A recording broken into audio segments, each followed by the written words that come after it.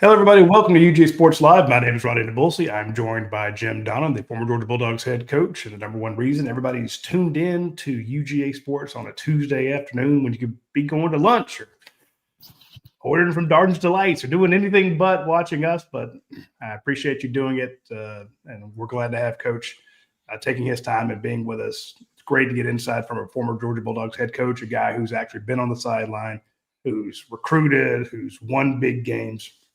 And you get inside with him that you won't anywhere else. And that's exactly what we're going to hit him up for the next 45 minutes to 50 minutes. Let's start with the Kentucky game, Coach. And then I usually ask you kind of an overall picture, but I think I want to be a little more methodical because I feel like there's always questions that after the show, I'm like, dang it, I forgot to ask him this. So I want to be a little methodical. And I thought Georgia's offense – Jed pointed this out last night. They scored 5 touchdowns on 7 drives before they kind of pulled the first team and went with the second team.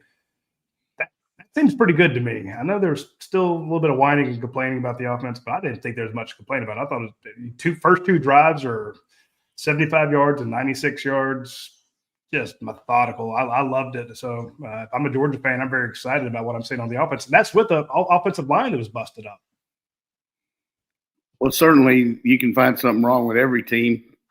But from my standpoint, I was really impressed with the way our offensive line blocked throughout the game, protection-wise, run-wise. And when you get a chance to look at the tape from the end zone copy, which you can see a lot more on the offensive line steps and technique and everything, you can see how they're really meshing together and getting to be a really cohesive unit. But then all of a sudden we lose Freeling, and now we're back to trying to figure out what we're going to do at left tackle. And certainly Bo comes in there and does a pretty good job. But still, it's just it'd be nice to know that every game you're playing with the same unit and continuity. But really excited about the fact that as a coach, you want to be able to run the ball when everybody in the stands know you can run it or thinks you can. And I think we've really shown that throughout the year. And then, of course, adding the extra element of Gunner on the quarterback runs, which are, predetermined sometime, and then the scrambling. He had a really good game doing that. And then the just overall utilization of the talent level, getting the ball to Bell like we did, to Zacharias some, and then the tight ends element, bringing in, Elise coming in and playing like he did, not only doing a good job catching the ball, but blocking too. When you put him beside Juan Gaston, I mean, that's like 2 power forwards there. It reminds you of Darnell Washington and, the guys we had before with Jones and those people. So offensively, as you mentioned, 5 out of 7 drives, so hard to do, particularly to start the game. We had 2 really good drives throughout the first quarter and the second quarter without punting. And what that does is eliminates the defense, being, exposed like it has been in the first half. And it was this half too, as far as just easy throws and catches. We'll get into that in a minute. But overall, I would say offense right now is probably maybe a little bit ahead of what I thought it'd be when the season started. I know it was a narrative in the offseason. People have a animosity towards Stacey Searles, and I get it. But I like that James Caraway says, hey, I've been as critical as the next guy, but you got to give Stacey Searles some credit for the fact that, he's got this ultra young offensive line, as James says. And Coach, I don't think that they've entered the going into game 6, if Monroe Freeling's not healthy, that'll be the 6th different starting offensive line, I believe, in 6 games. I mean, it's been a mishmash unit, but I thought they held up well. You mentioned that, but I'm just – Well, it's not my job here to either critique or defend the coaches, but I would say this based on just fact. You put 3 guys in the league last year, and certainly they got talent, but when Fairchild came into this program, you would have thought, he's a real strong kid, but part of the deal is these guys know technique. They know how to play pass protection from the standpoint of a guy like Jared Wilson moves from center to guard. All I can do is based on talking to these pro coaches, which I do. And Doug Marrone played offensive line, and then he coached the head coach in the pros, and now he's the offensive line coach for the Buffalo. Excuse me, was the head coach of Buffalo, but he's the head O-line coach for the Patriots. And he was talking about Jared Wilson's technique and ability. Athletic ability is one thing, but he said the guy's well coached. He knows football. He knows how to run protections, and he can play guard and center. And you go back to Cedric Van Pran, can play guard and center. Ratledge can play guard and center. These tackles can interchange between tackle and guard. I mean, you can say what you want to, but I watch the guys coach on the field and watch their technique, and our guys know what they do. They got good discipline. We don't have a lot of penalties. We don't have a lot of holding penalties or motion penalties. So I think we just got to understand that it's easy sometimes to take some shots at people, but we got a question about technique and talent later on in the show that we'll get to from the dog vent. And folks, if you want to put your questions in the comment section, go ahead. If you want to, excuse me, if you're a member of UGA Sports and you put your question on the dog vent, there's a bunch of them over there already. Then we will get to those first, as we always do. It's funny, the press conference yesterday with Kirby Smart, there was not one question about Gunnar Stockton or Ryan Puglisi or quarterbacks. And that just feels weird, Coach, that we've because, I mean, August 1st when they had practice, questions about Ryan. August 8th when we got to speak to him again, questions about, Gunnar Stockton. After the first game, questions about Gunnar. After the second game, questions about Gunnar. After the third,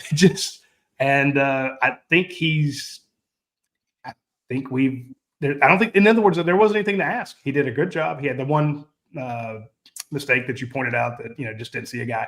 But you talk about getting the ball out, being in command, the way he ran. He took a couple shots on that opening drive. And instead of it looking like it hurt him, I think it just pissed him off. I mean, Gunnar looked good Saturday. And I also like what we saw from Ryan. I mean, he had 2 interceptions, but it was still fun to watch. What you get from Gunnar, though, is that mentality that the team kind of rallies around that toughness. Yeah. From the standpoint of, like, I like to see a team and watch a team like a basketball team or any kind of unit, how they connect when they have success or failure publicly. And that's by touching and going up and giving a high five or bumping or putting their arms around each other and consoling each other and things like that. It looks like we got really good connectivity there from the standpoint of everybody's happy when a guy makes a play and stays on top of things when things aren't going well. So, you got to be a unit through thick and thin. And I think he certainly kind of sets the tone there because he's such a hard worker and a tough kid. While staying on the offense, there had been a dearth of passes to the tight end. And you mentioned that, that tight end's they're always involved because they're always out there blocking. Georgia's game plan uses 12 and 13 personnel a good bit.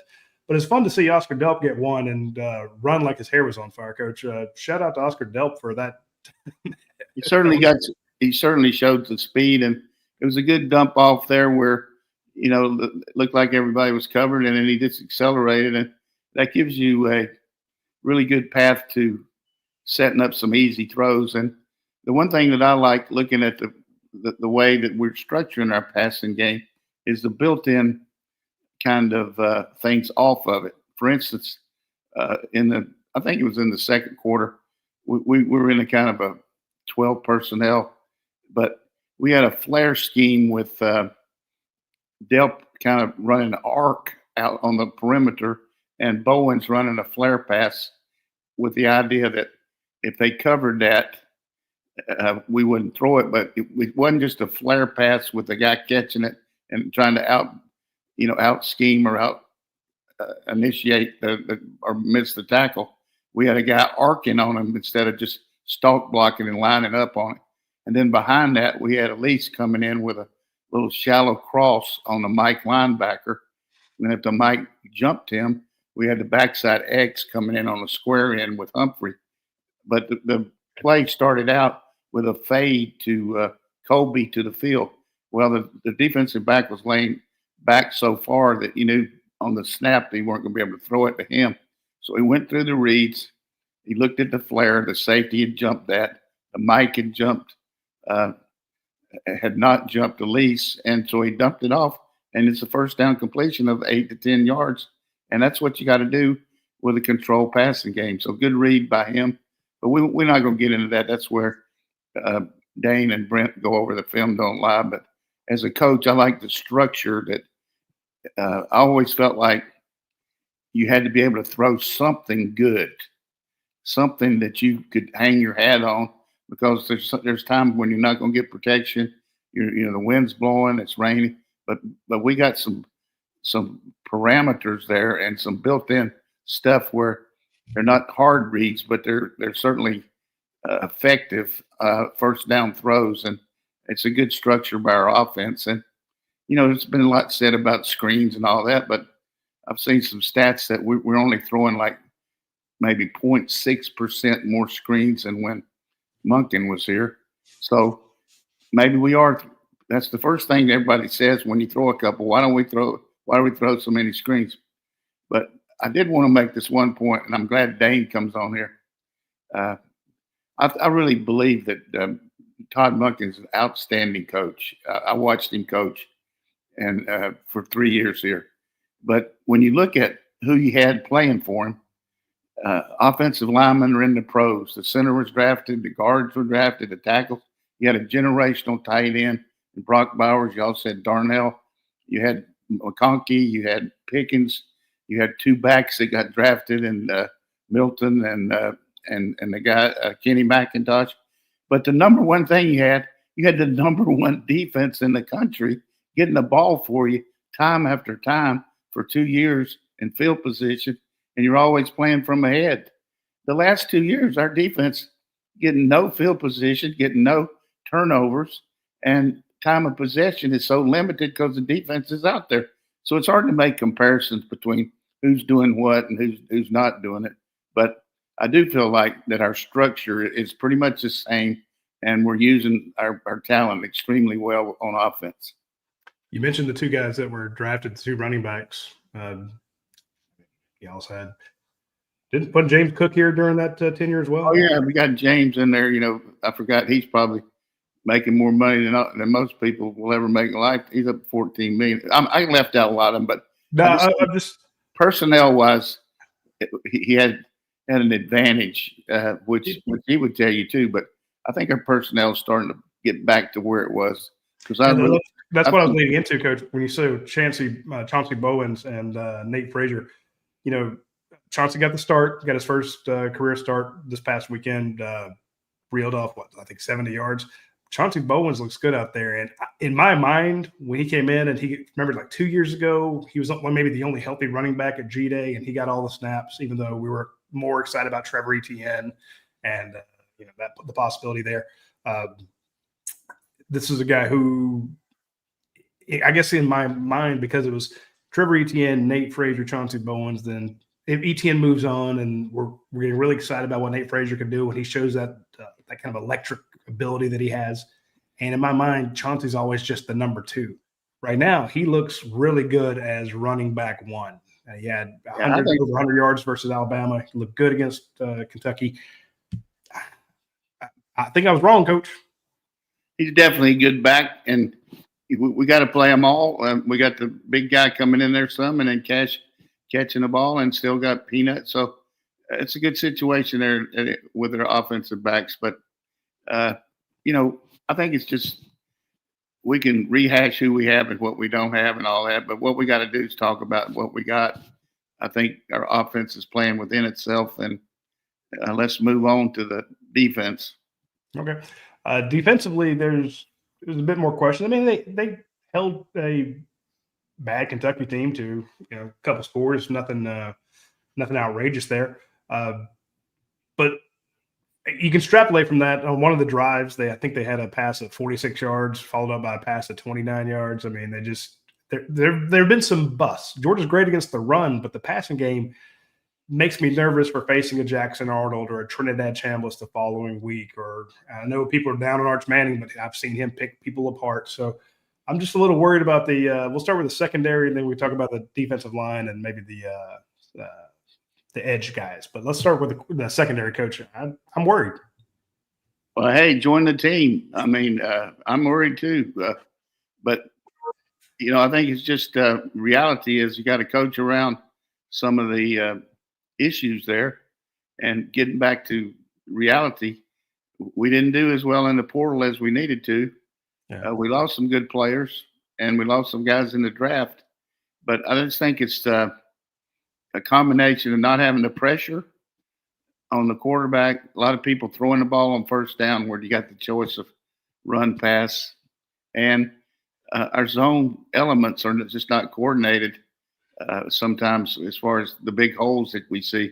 And the people that watch our watch-along show this is being redundant, but the last three first half, the percentage of these quarterbacks against our defense has been incredible, close to 80% completion when you look at Aguilar and what Ty Simpson did, and then this kid last week.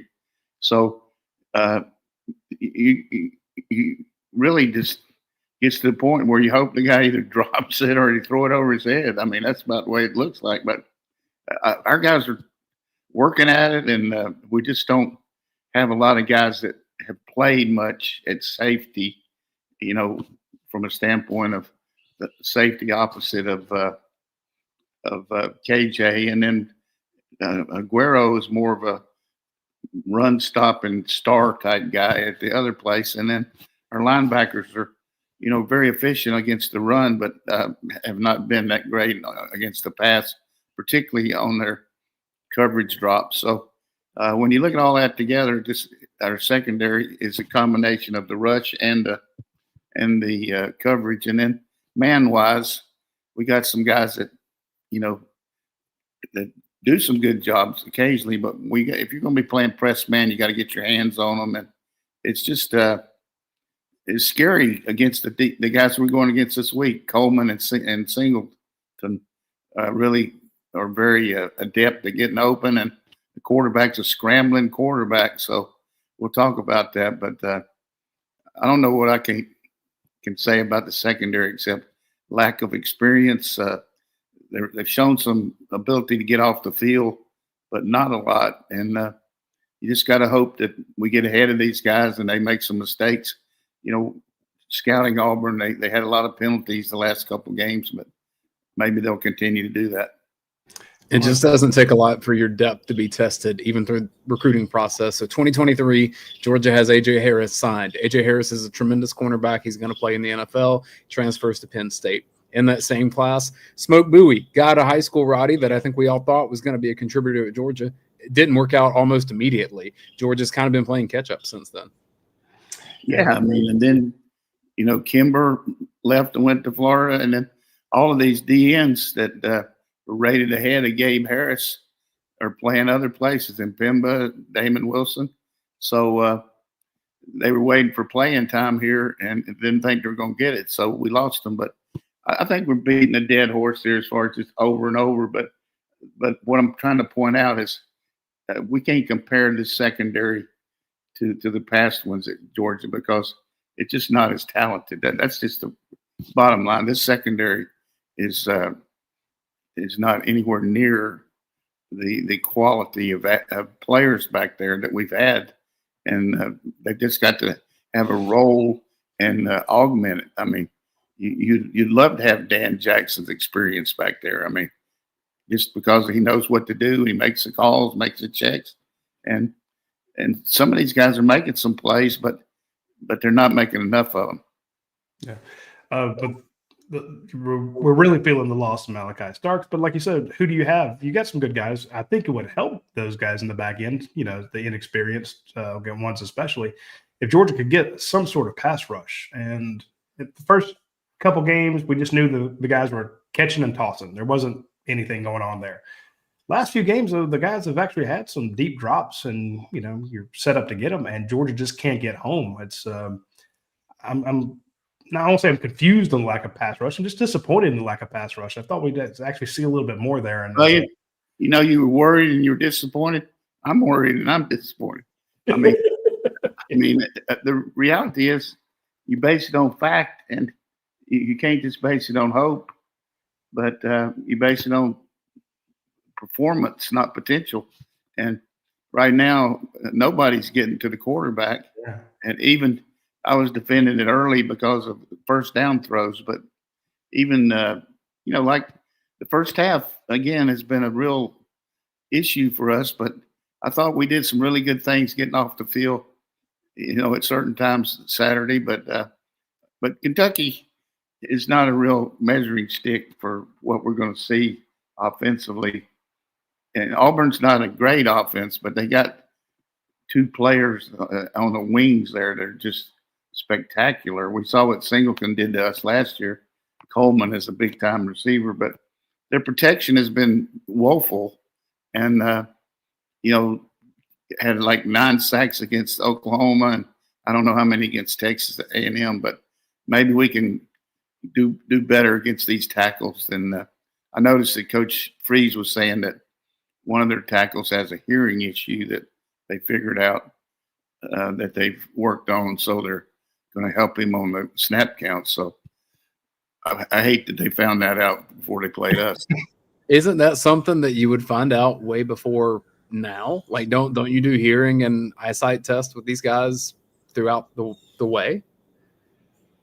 Well, I think that's a rhetorical question. I would say that every place I've ever been, as soon as you get these kids in, you give them a complete medical, and most of them need dental work. Some of them need glasses or contacts because they haven't really been subjected to the right kind of medical care. But also, this guy maybe is a transfer, and they just took for granted that he could do that. But I mean, I'm just breaking out that situation where part of the problem with the false starts, they were saying that it's hearing situation. So,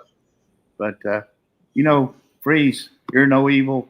No, I won't say anything about him. All right. The last thing I was going to mention the special teams, but Georgia's special teams did a great job. A bunch of touchbacks and a 60-yard punt that was downed inside the 5. So, yeah, I think I wanted to mention the D-line. I think we're seeing some D-line presence there, some guys that maybe showed something that I hadn't seen. I like what I saw out of Horton first time I've seen him, but he made a couple plays.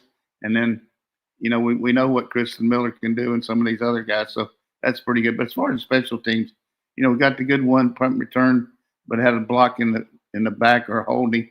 But just a really bad faux pas by Zachariah catching that punt inside the 5. I mean, that's a good learning process there. You don't want to do that. And then we keep kicking out of bounds. Yeah. You can't even let me keep talking there. I forgot it. I got excited that I remembered something. All right, you got it right. So we did kick it out of bounds, so that gives them the ball. So those are things that we talk about on the watch along. We got to win the kicking game, and that gives you one element of the 3 and gives you good field position. We got a great punter and great, really tremendous field goal guy. So hopefully, one of these games will block a punt or return a punt or return the kickoff. So kicking game is going to be big, but from a fan standpoint and a excitement standpoint, it's just the idea of going into these games. You got to win games any way you can and avoid losing any way you can, and that's the way it's going to be. Every one of these games is going to be nail biters. Even Mississippi State hasn't won a conference game in like 2 years, and Kentucky hadn't won one in 2 years. But their teams have viable players that look like they can do things. So, and then we're going to play a really good Ole Miss team here at home. I'm glad we're playing at 3:30 because I could stay awake probably during that game. I appreciate it. One thing that will not cause you any loss of sleep is if you have an important corporate function coming up and you're like, what am I going to get these people? We got to give gifts. We got to send out something to all of our clients. We've got to take we've got to have gifts for our staffers. Reach out to Darden's Delight. Now, this is a company set up by Betsy Glass and her husband to honor their daughter. Her name is Darden, and they make pies. They had a bake sale, and she made some of her fudge pies. Everybody in the school went crazy for them, and then started asking if they could just buy them from her. Hey, could you make me one? I'll pay you for it. She's like, oh, well, let's make that into a business. Let's make that into an industry. And it is absolutely grown. They can send pies all over the United States. They make fudge pies, lemon chess pies, birthday cake pie, chocolate chip cookie pie, butterscotch, pecan, peanut butter cup pie. You gotta try it. Then they also have like a cheeseburger pie, and they a poppy seed chicken one, a quiche Lorraine. So they make savory pies too. So they have some sweet, they have some that are savory. They bake them when you order them. They freeze them, they pack them, they ship them all over the place. The price is fantastic, and the pies are amazing. And they actually, a slice of the proceeds go to help folks with developmental disabilities, which is what Darden has, just like my nephew. And the folks that help with people that have developmental disabilities are always in need of funding, and Darden's Delight does that. So it's a twofer, well, threefer. One, you help a whole family of Georgia graduates. Two, you get great pies, and three, you help charity. So be sure to order from Darden's Delights. You'll be glad you did so. Hey, Also, I got to know, Roddy, have you had the key lime pie yet? Because you're the number one key lime pie person I've ever met. I have not. She actually offered to bring one because her daughter's in school here now, and she was coming up. She says, "Can I bring you one?" And I wasn't in town, and I had no way of getting it dropped off. So I said, "Hold on, hold on, but next time bring two." Yeah, so that's coming. Also, to mention real quickly, our friend Andy Ludecki over at MyPerfectFranchise.net. He's been a great sponsor of our show for a long time, and he can help you get into a business. So we talk about how Betsy Glass started her pie company from scratch, which is a bad pun, but I'll use it. If you want something that's more established and you're like, I don't know how to do it, I'm not going to do what Betsy did. That's too hard work. Just call Andy Ludecki at MyPerfectFranchise.net, and he'll get you squared away with there's 3,000 different franchises you can try. So very easy there to get that taken care of. So reach out to him. We're going to move now, and when Coach rejoins us, we're going to move on talking about Auburn. Auburn has played two really good teams on the road and lost. Their third down percentage is not great, but this is a really tough team to run on. And I saw the questions in the comment section there. Somebody asking, can Georgia run on this team, run on this Auburn squad? Georgia's, I think, number 4 in the SEC against the run, and Auburn's number 6 in the SEC. They give up less than 100 yards a game rushing. And I'm like, okay, I liked when Georgia lined up with Kentucky, Georgia's strength was Kentucky's weakness, and vice versa. So that worked out well.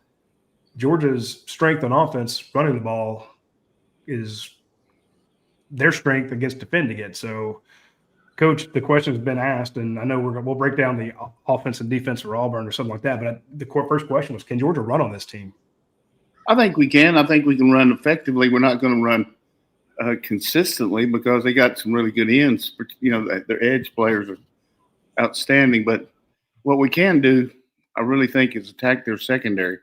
I think we can really, watching Oklahoma and Texas A&M, I think we got some guys that can effectively beat these corners, and we can work underneath with our backs and tight ends. And, you just got to have a game plan that's variable enough to, use your running game to set up the pass and avoid the lost yardage plays and the penalties in a game like this, because it's like anything when you're playing on the road, you don't want to get against the sticks. So you need to keep moving the ball and effectively utilize your offensive skills. But you got the built-in advantage of having the quarterback run, which we've talked about for 5 years, is just a big plus. So they're going to have to worry about that if they're going to try to play us man, and they're going to have to figure out who they're going to try to take away. That's one of the things that building the defensive game plan is what do we got to stop first? Well, I would say stop the run against Georgia and contain Stockton, number 2, and make him beat you throwing the ball based on what Tennessee tried to do, and we did it. We were able to throw the ball effectively, but also 95 plays. If we can run 75 or 80 plays against anybody, not only will it help our offense, but it keeps the defense in a position where we're ahead and they're not out there having to defend so many opportunities. It's like anything.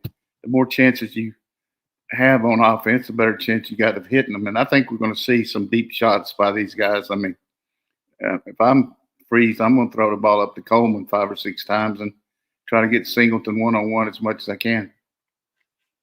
I'm with you there. What is your take on this Auburn team? Because I've been telling everybody for the last, I guess, 72 hours that I don't think their record is indicative of who they are. I think this is a team that's kind of lying in the weeds. They played 2 tough games on the road, didn't lose by much. They got jobbed in the Oklahoma game.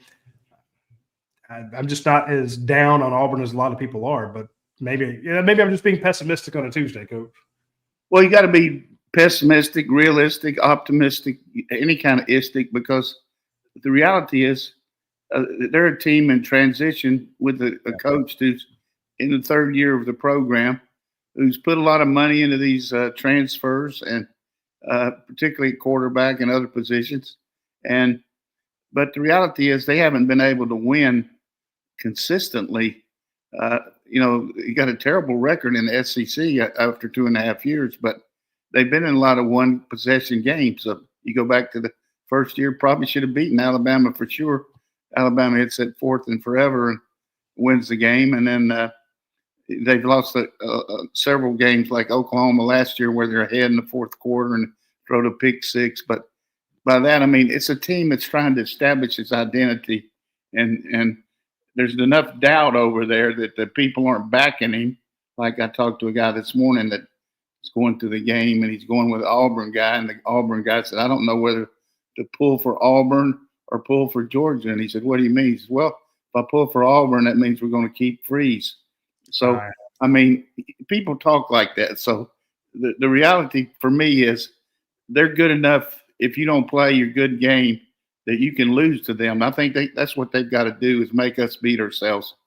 We have a good enough kicking game and a good enough offense, and our defense is good enough from the standpoint of augmenting our offense, that's the way we're going to have to win. And every team I ever had different identities, and I think the sooner we can all, as the Bulldog Nation, be Socrates and accept ourselves. I mean, those golden years aren't coming back. I mean, every team from now is going to be year to year. I can't wait to December to see who we get in the portal, because that's what we're going to be. It's going to be recruit and keep the kids that you can and go like crazy in the portal. That's the way it's going to be.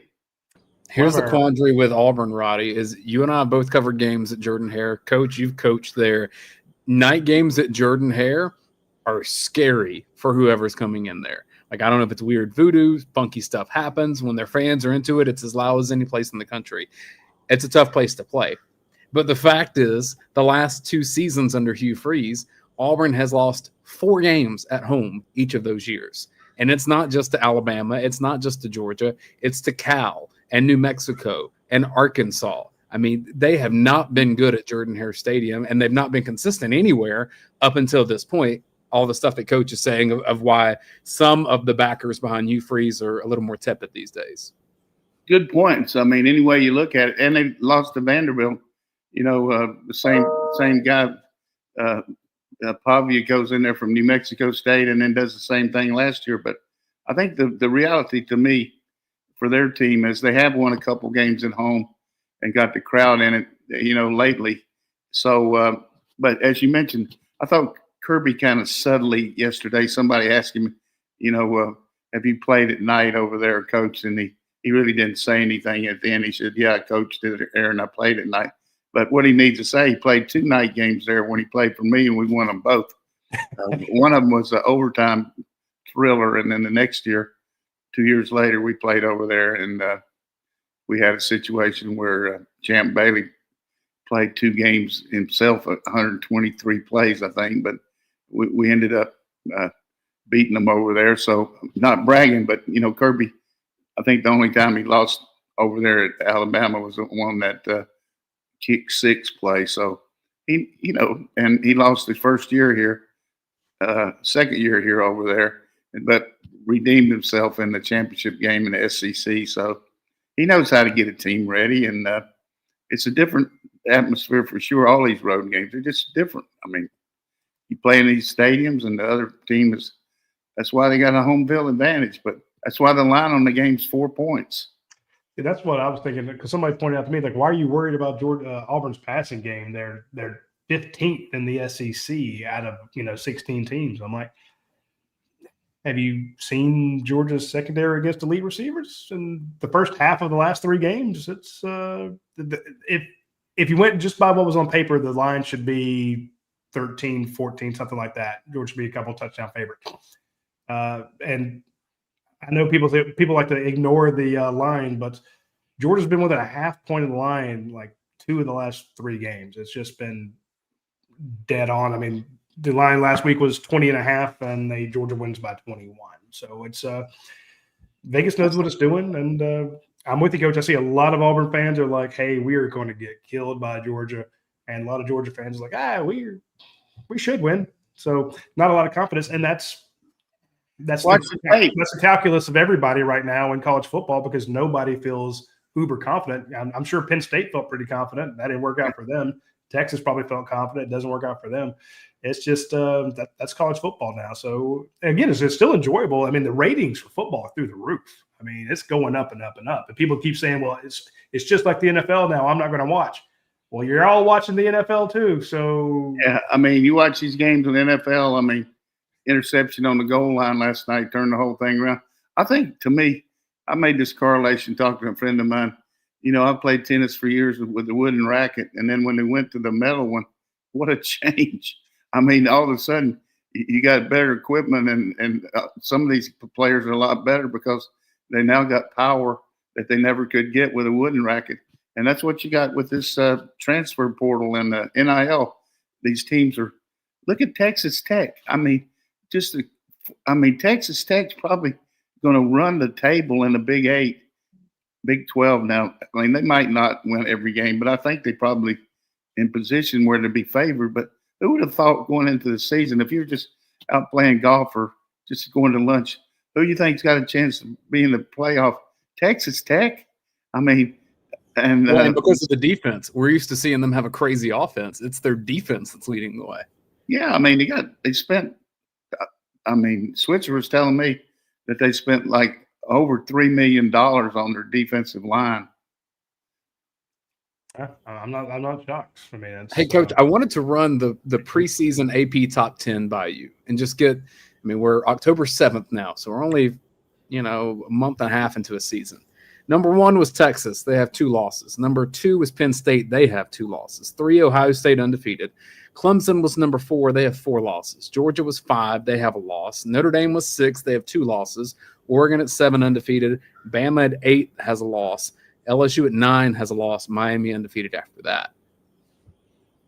Well, I mean, I've always said they shouldn't have ranked these teams until after October because a lot of it's just based on who's coming back. And I think we'll probably see more of that in the future. But I think Clemson only has 3 losses, maybe. They might have 4, but I thought they were 2 and 3. They were number 4 with 3 losses now. All right. So ridiculous to preseason these polls anyhow. But the reality is so many new quarterbacks, so many new faces. But the one thing I feel about teamwork now is getting to know your teammates. Usually if you just look at most teams, these guys come in as freshmen together. They stay together. They work out and everything, and then they build that bond. But now you got guys coming in January or coming in the summer and start playing. And I'm just so thankful that I don't know what happened on Glover, but with Alabama, wasn't he committed to Alabama? I think he was. Langston Hughes. Yeah, but whatever happened there, good job by us turning him around. I'm telling you, same thing happened with Dalen Everett. yeah. So. I'm just telling everybody here at what's the day? October 7th. Mm-hmm. October 7th at 20 minutes to 1. We got to get down on our knees and thank the Lord we got that right guard and right tackle, because I'm telling you, they're just not journeyman players. I mean, they are big time offensive linemen that are going to be a big part of our success over the next couple of years. And just if you get a chance, just watch Juan Gaston engulf people. I mean, you talk about a road grader. I mean, he just takes people and mashes them. I mean, puts them in the ground. And then Glover, good technician, and then Bobo and Micah Morris, complete. When he pulls, I don't want to get in front of him. That's for sure. Yeah, I'm with you there. Very excited about them. Excited what they can do, hopefully, against this very strong defensive front against that Auburn has, and the good edges. So it's going to be an absolute banger of a game this coming Saturday. I want to mention real quick before we get to the questions on UGASports.com, we have a few over there that we'll get to right after this message from our sponsors. And first and foremost, I want to mention our friends at Atlanta Dental Implants. I've talked about how everybody in the industry that I've spoken to raves about Dr. Scott Holcomb over there. And I was kind of going through their website today, and I realized they have their prices online. If you want to know what things cost, they have like implants, dentures. You want to know what the differences are? They have them, and they explain what everything is. Then they have their pricings for everything. You can go over there and check it out. If you want to see what they've got. You're like, well, what's a full mouth implant? And it explains it and how it works. They have all the information there on the site, and of course they have financing, and they can do this, basically in a day. My point is, if you really wanted to talk to somebody who can change your life, check out the local experts in Atlanta Dental Implants. You're going to meet the doctor on the very first visit. No sales pitch, just real care from day one. So check out Atlanta Dental Implants, and you will be very glad that you did so. Also want to mention our friends at Athens Ford. I noticed on their website that they have 75 Bronco Sports in stock. They have 72 Broncos in stock. They have 61 Explorers in stock. This is the Ford Escape, which is a really good car. 20 of those, and that's just in their new lineup. Then they have, of course, their pre-owned inventory, which is gigantic. Hundreds and hundreds of cars on the lots.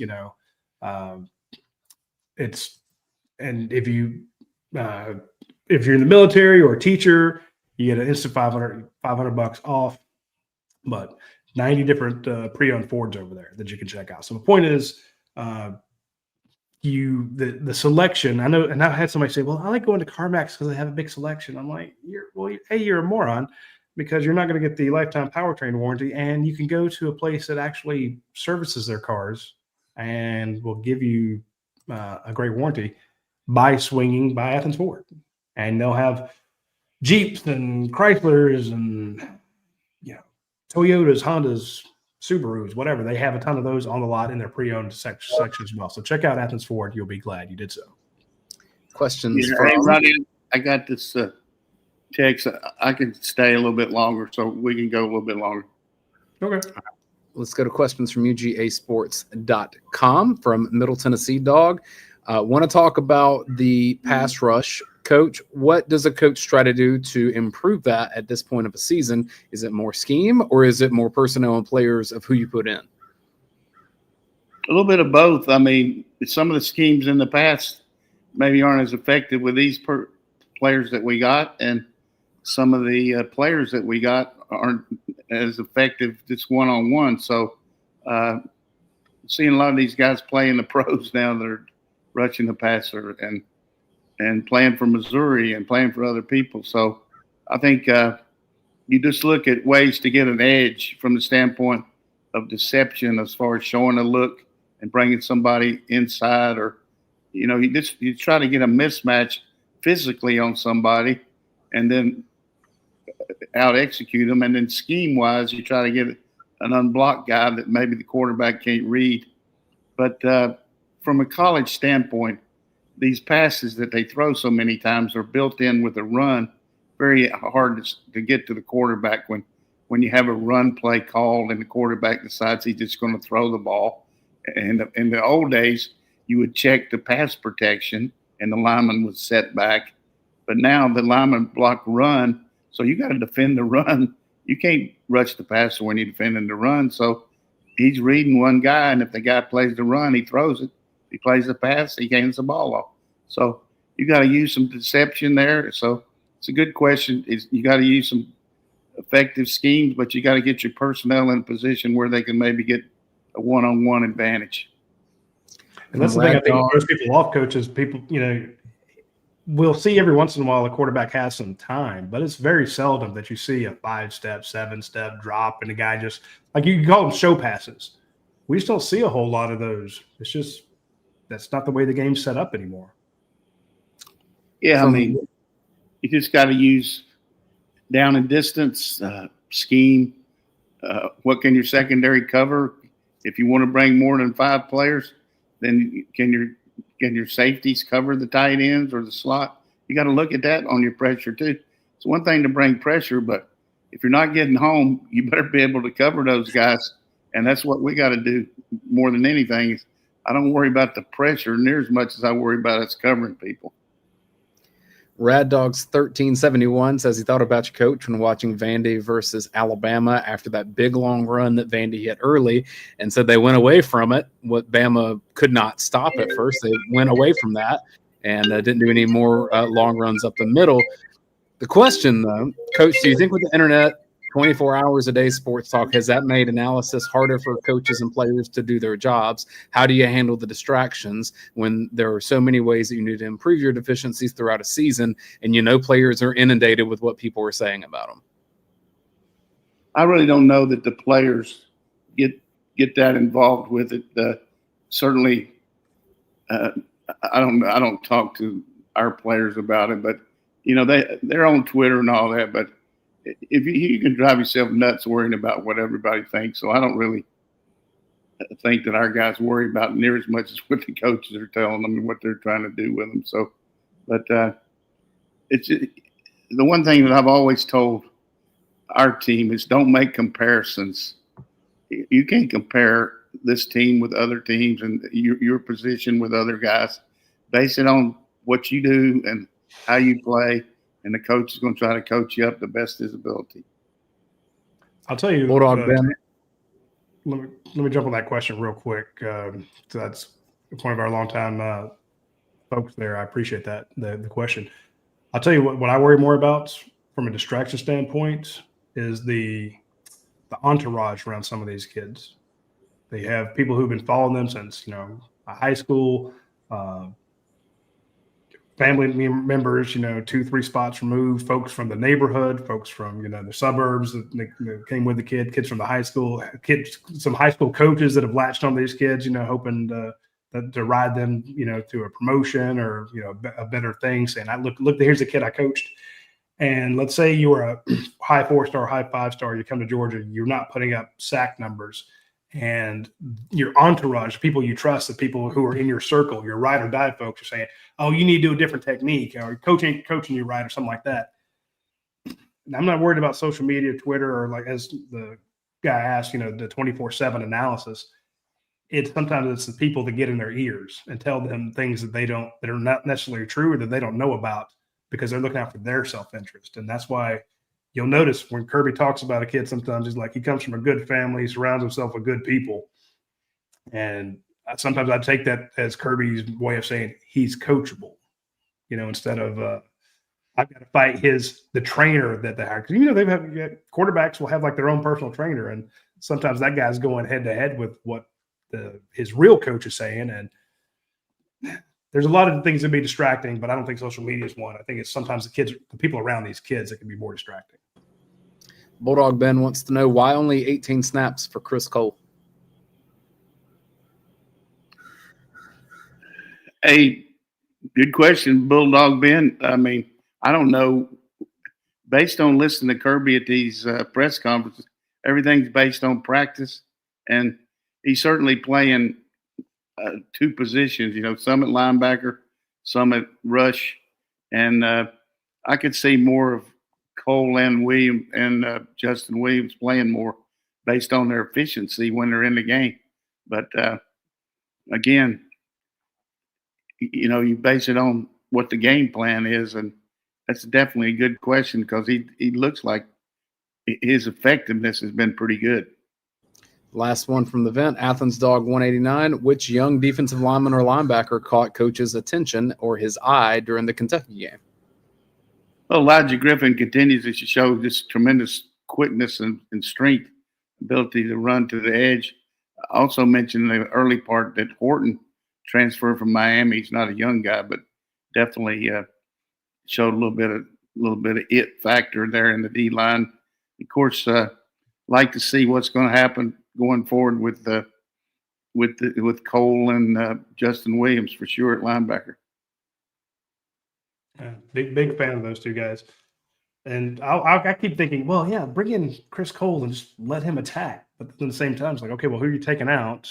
And that gives you a deficiency on the other side. And I get it. I'm just glad I'm not a coach. I'm glad. Yeah, I just think I'm glad from our standpoint, and it's amazing to me, some of the people that send me these different people that are analyzing football now, and that's good. I mean, if that's what they want to do, they've got these.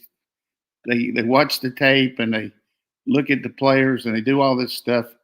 But I'm just telling you, that is compared to coaching a guy and getting him to do it during the game is pretty easy to do to after the fact. I mean, a lot of people can show you what they should have done and why did he do that and why did they do that. But I got into an argument with somebody the other day. They said, you always just say it's execution. I'm like, well, I'm going to point out execution. Two things can be true. It could be a bad play call, bad scheme, but it could also be a player didn't do his job. And they're like, well, whose fault is that? It's the coach's fault. He didn't do his job. And I'm like, come on, man. Well, realistically, the coach, your tape is your coaching. So whatever they're coaching them to do, that's what they got to work on. And we've been very fortunate to have really good coaches here. And I watched the pro game the other day, and Kyler Murray is a really good quarterback, and I like him even more because he played for Oklahoma. The center snapped the ball, and he wasn't ready, and it hit him in the face mask. This guy's making maybe $35-40 million a year, and he gets hit in the face with a snap, and they don't make a first down. Now, you think the coaches – I mean, that's so routine. I mean, how does it happen? And then the guy's running across, going to score a touchdown, and the guy comes from behind him and knocks it out of from behind, and the team that hadn't won a game all year wins. So it happens. It's just part of the deal. But I would like to just end with this. This team right here needs unity from everybody about we got to be glasses half full right now because we got some warts. There's no question we got some. Everybody does. Maybe Ohio State might not have any. Oregon certainly has got some players, but they almost lost to Penn State. But the reality is be excited about getting the chance to see every game. You don't go in there just knowing that more than 99% you're going to win like it has been. I mean, these are 50-50 games now, and just enjoy it and also be thankful you were here for the last 5 years. Yeah. And again, it's settling out. The game is settling out. And if everybody has the same rules, Kirby Smart will put together the best roster. If everybody's playing by the same rules, I'm just telling you, he'll have the best roster. The best roster wins you the most games in football. So. Yeah, his ability to adjust is probably as good as I've ever seen on all levels. And once he figured out the NIL, we really did well.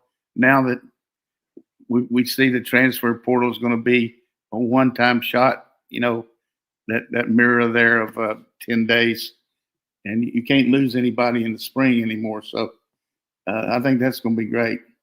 Yeah, I'm excited about it.